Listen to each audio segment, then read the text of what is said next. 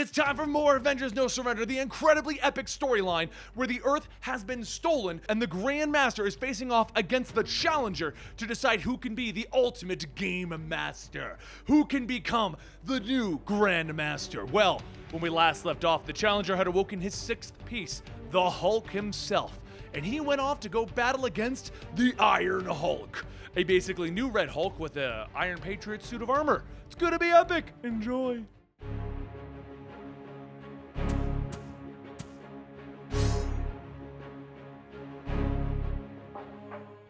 When we last left off, the Hulk had finally risen, and he was the Challenger's sixth player in this game. He was sent into the Avengers headquarters, where he met the current Red Hulk, who was decked out in an Iron Man-style suit, calling himself Iron Hulk.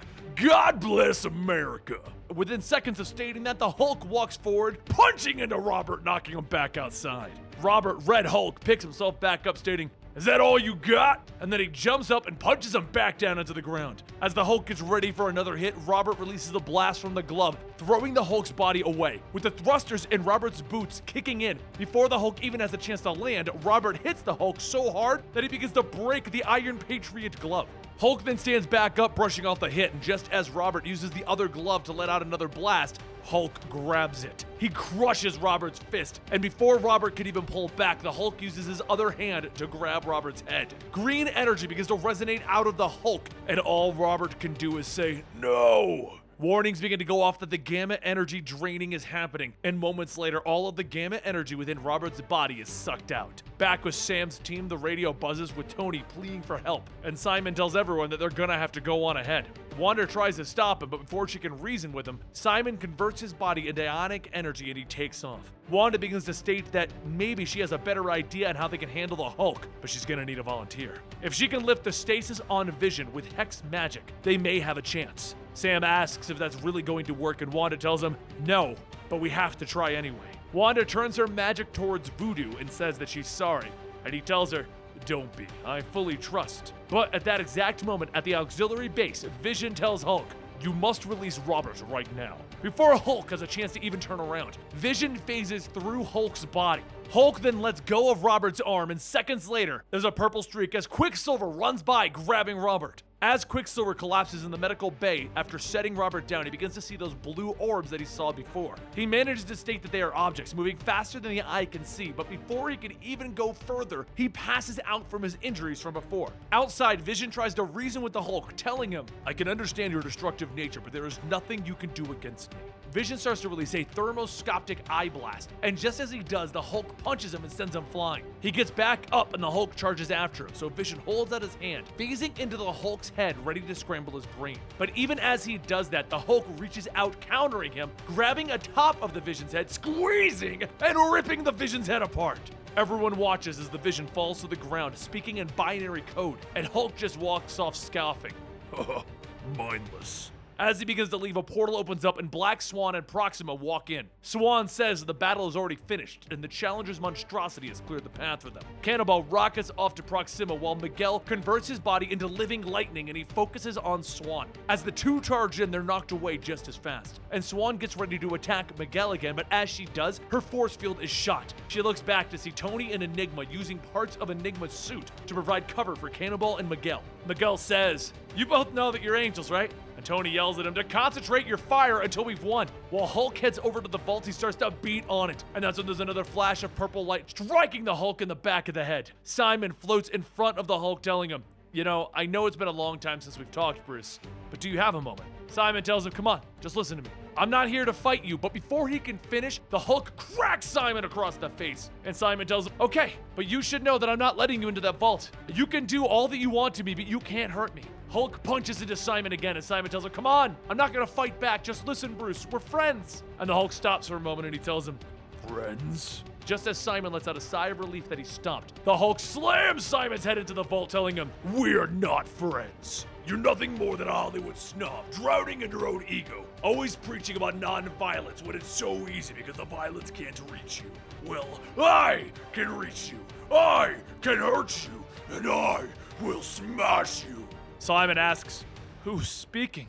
Is that the Hulk?" And the Hulk says, What's wrong, Simon? I thought we were supposed to talk. Back with the others, Swan charges up her force field ready to destroy Tony and Enigma. And Tony says that they're going to need a lot more firepower if they even stand a chance at living. Miguel tells her that he's got it covered, and he starts to charge both her and Enigma. As Miguel's energy powers up Enigma's suit, a blast is shot into Swan's force field, and it begins to tear through it. Proxima then hits Cannonball with her spear so that she can help. And just as she charges at everyone, there's a shriek-room as Mjolnir shoots through the air. The hammer flies back, hitting Proxima in the face, and when she looks back, she sees Rogue, Jane Foster Thor, and Hercules waiting for her to get back up. Inside of the vault, Voyager watches the fight, thinking to herself that this is teamwork. She's been so focused on being one of them that she never realized that not a single one of them wins, but rather they win. The Avengers win. They don't fight for individual victories. This isn't a game to them. What is it that her father fights for? Just to win? Outside of the vault, the Hulk begins to bend Simon's head back. And Simon says, I know that Bruce is in there. It's pointless to tear my head off. I can't die like a normal person. And the Hulk laughs. That's the irony. Banner was right. Sitting in my head crying that he always knew I would come back. How the Hulk always survives. And that's why the Challenger woke me. Simon says that whoever this Challenger is, you're being used, Hulk. And the Hulk tells him, no, I'm the one using him. When the game ends, the Earth will end with it. No more puny humans. Just me. Alone. Finally. But just then the Hulk hears someone call out, ho there! And Hercules runs in, punching into the Hulk, telling him, stand down or the Lion of Olympus will stop you. Simon shouts for them to wait, but right as Hercules attacks, Jane Foster follows up, bashing Mjolnir into the Hulk's chest. Rogue pulls Simon back, telling him, you did a great job holding the Hulk back. And Simon says, no, I could still reach him. While Rogue joins the fight next, Voyager watches, telling her father to look at them. Their strength is awe-inspiring, fighting against a creature that does not yield. And the Hulk throws his arms up, knocking the three heroes away, with Rogue slipping her glove off, stating, it's time to power you down, buddy. Rogue takes her arms, grabbing onto the Hulk's neck, and as she begins to drain his power, she sees something. She sees Bruce, and Bruce tells her, don't do this, just run away. He can't be stopped, he can't die. As more power goes into Rogue, she's thrown back, and that's when her skin begins to turn green, and she tells herself that she needs to remain calm. Jane shouts that they must strike together, and her and Hercules jump onto the Hulk, with Simon telling them to wait. He calls out to the Hulk, telling him to listen. Maybe he can't die, but he thought he could. He was at peace, finally, until they woke him up. The Hulk struggles with Jane and Herc on him, and he tells Simon, just shut up. However, Simon continues telling him, now you know the truth. You can never have that peace again. They can't leave you alone. They won't leave you alone. The Hulk flexes his power, knocking Jane and Herc off of him, and the Challenger's voice begins to ring out, telling him, get to the vault. You're almost there. The Hulk grabs the vault door, ripping it off, and he walks inside, with Voyager telling him that she can't allow him to claim the final pyramid. She's made her choice, and she is fighting for the Avengers. She begins to get ready to teleport the Hulk away, but before she can, the Hulk swings his arm back, cracking Voyager in the head, stopping her. He looks at the pyramid and he begins to reach out, and the Challenger tells him, yes, claim your prize. And the Hulk tells him, my prize, mine to smash. With both hands, he takes the pyramid and he smashes it. Up in the cosmic game room, Challenger falls to his knees asking, why? Why did he do that? And the Grandmaster tells him that it's tragic, but you somehow overestimated and underestimated your final playing piece. The Hulk hurt you in the only way that he knew how, by committing a foul, which results in a negative point for you, and it seems that it is time for your banishment. Back in the vault, the Hulk screams, telling everyone, please, forgive me. And he reverts back to Bruce Banner.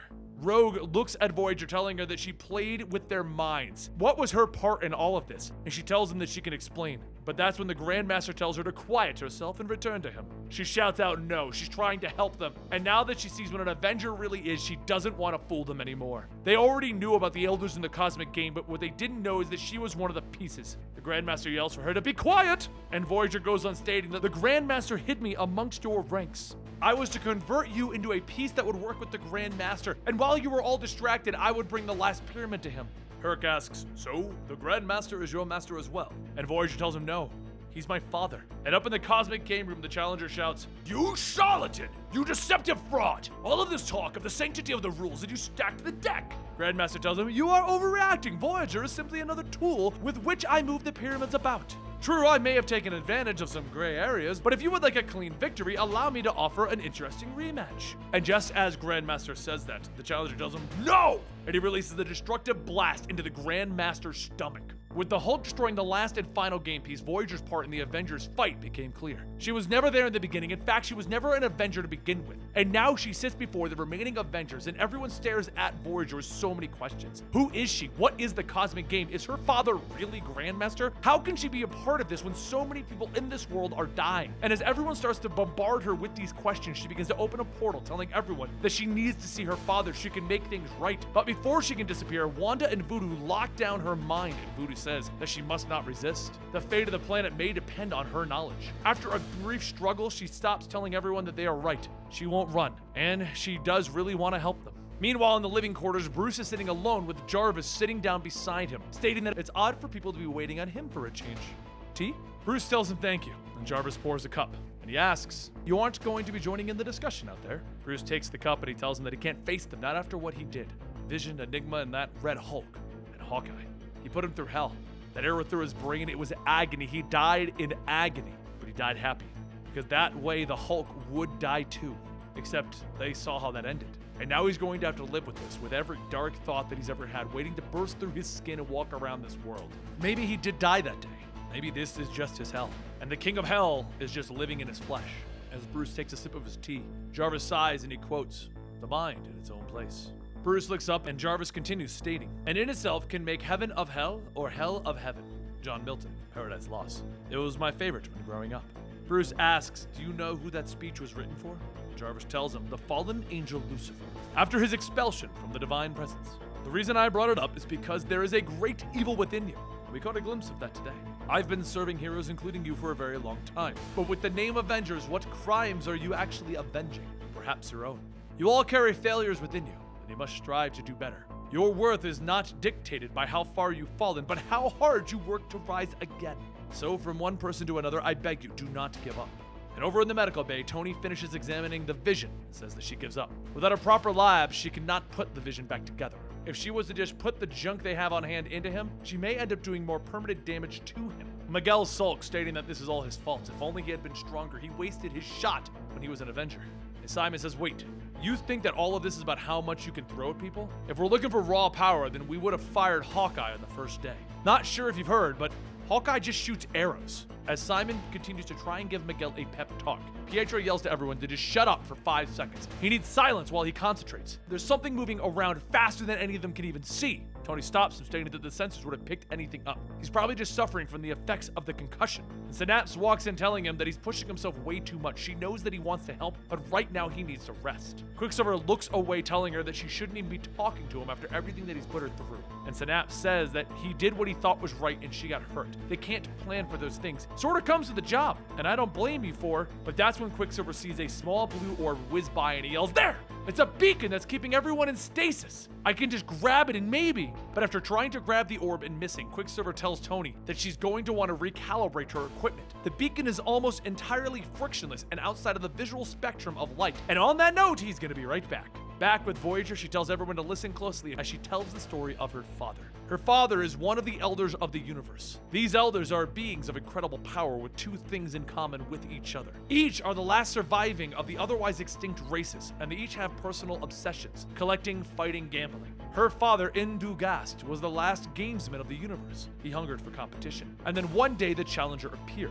The game board was Earth, and it was removed to a distant galaxy in a neutral space. The 2 created teams, and unbeknownst to the challenger, she herself was placed in her father's ranks. However, when she tried to reach out to her father just now, all she's getting is emptiness. Back over in the control room, Beast watches over the world events and sees different cities being hit with intense natural disasters. He yells that they just skipped over DEFCON 1-2. He's not even sure what comes next. And all of a sudden, things are going to get much worse outside. Just then, the lightning strikes down at the old Avengers mansion and the Challenger steps out, stating, "This planet is a pestilence upon the universe. It is time for it to be purged."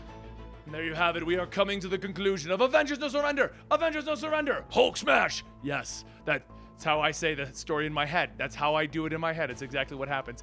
Anyway, I hope you guys are enjoying this. Don't forget to subscribe because next week we will be resolving this plotline finally, and you can see how all of this resolves. And don't forget, the people on the screen right now are our Patreons, and by being only $1 Patreon, you help support us through everything that we're doing. You get to do things like see behind the scenes, you get videos early, and there's even a unique podcast on there called Comicstorian Weekly, in which Dan and I fill you in on everything that's happening and our opinions on all of the books that came out that week. Hope to see you guys over there. Thank you for just being here on YouTube. That's really all we truly need.